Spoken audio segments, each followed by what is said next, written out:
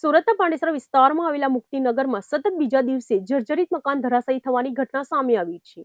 અહીં એક ground plus 2 માળના મકાનની ગેલેરી અને દાદર તૂટી પડતા ભારે અફરાતફરી મચી ગઈ હતી. સુરત શહેરમાં ચોમાસાની શરૂઆત થતાની સાથે જર્જરિત અને જોખમી મકાનો પત્તાના મહેલની જેમ ધરાશાયી થવાના બનાવો ચિંતાજનક રીતે વધી રહ્યા છે. પાંડેસરાના મુક્તિનગર વિસ્તારમાં સતત બીજા દિવસે મકાનનો ભાગ તૂટી પડવાની એક મોટી દુર્ઘટના સામે આવી છે. મુક્તિનગરમાં આવેલા એક ગ્રાઉન્ડ પ્લસ 2 માળના મકાનની ગેલેરી અને ઉપર જવા આવવાનો દાદર એટલે કે સીડીનો ભાગ અચાનક ધડાકાભેર તૂટી પડ્યો હતો. મકાનનો આ મુખ્ય હિસ્સો ધરાશાયી થતાં જ સમગ્ર વિસ્તારમાં મોટો અવાજ થયો હતો અને આસપાસના રહીશોમાં ભારે ગભરાટ ફેલાઈ ગયો હતો. આ દુર્ઘટનામાં મકાનનો ઉપર ચડવાનો દાદર જ સંપૂર્ણપણે તૂટી ગયા હોવાના કારણે ઉપરના માળે રહેતા લોકો માટે નીચે ઉતરવાનો કોઈ જ રસ્તો બચ્યો ન હતો. પરિણામે મકાનની અંદર 2 જેટલા વ્યક્તિઓ ઉપર જ અટવાઈ ગયા હતા અને ફસાઈ ગયા હતા. ઘટનાની જાણ સ્થાનિય લોકો દ્વારા તાત્કાલિક ફાયર બ્રિગેડને કરવામાં આવતા ફાયરનો મોટો કાફલો અત્યાધુનિક સંસાધનો અને સીડીઓ સાથે ઘટના સ્થળે દોડી ગયો હતો. ફાયર વિભાગના બહાદુર જવાનોએ સમય સૂચકતા વાપરીને મકાનમાં ફસાયેલા બંને નાગરિકોનું કલ્યાણકારી રેસ્ક્યુ ઓપરેશન હાથ ધર્યું હતું અને તેમને કોઈ પણ ઈજા વગર સહી સલામત રીતે નીચે ઉતારી લીધા હતા. આ સમગ્ર ઘટનામાં સદનસીબે કોઈ જાનહાનિ નોંધાઈ નથી, જે એક બહુ મોટી રાહતના સમાચાર છે.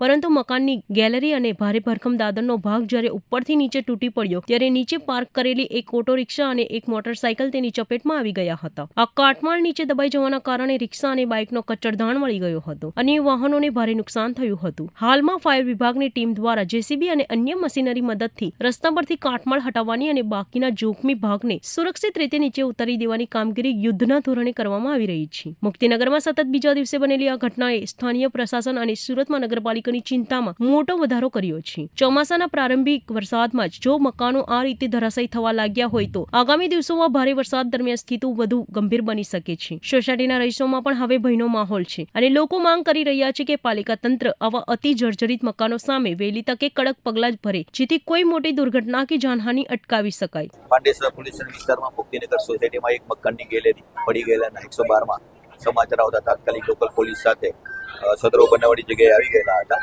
બનાવડી જગ્યાએ જે જોતા મકાનની એક ગેલેરી પડી ગયેલ હતી. મકાનના ઉપરના ભાગે એક મકાનમાં 2 અને બીજા મકાનમાં તમને 5 થી 6 માણસો ફસાયેલી હકીકત જણાવેલ.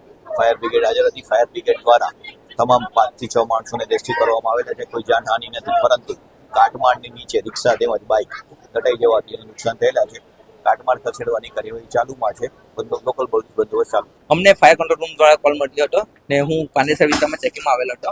ત્યાંથી હું તરત જ બુલેટ લઈને પહેલા ઘટના સ્થળે આવી ગયો હતો ને 2 માણસો ફસાયેલા છે તેમજ નીચે ગાડી અને રિક્ષા ફસાયેલી હતી એવું હું કંટ્રોલમાં જાણ કરીને બીજી ગાડીને રવાના કરી દીધી હતી. હું અને ઉડના ગાડી અને મજૂરાની ગાડી હાલમાં ઉપસ્થિત છે. કેટલા લોકોને રેસ્ક્યુ કરવાનું? 2 માણસો પહેલા મારે ફસાયા હતા, એમને રેસ્ક્યુ સહી સલામત રેસ્ક્યુ કરીને બહાર કાઢેલા છે. આમાં કોઈ જાનહાનિ? કોઈ જાનહાનિ થઈ નથી કે કોઈ ઈજા થઈ નથી.